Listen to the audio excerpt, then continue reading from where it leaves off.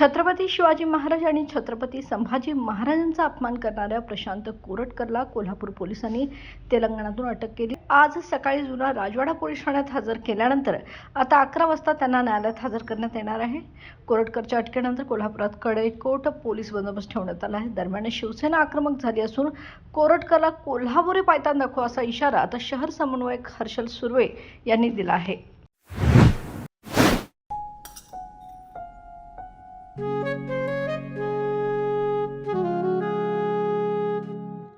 बाबा, आज येताना बासुंदी घेऊन या ना। अगं, कालच आपण आईचा वाढदिवस होता म्हणून आणली होती ना।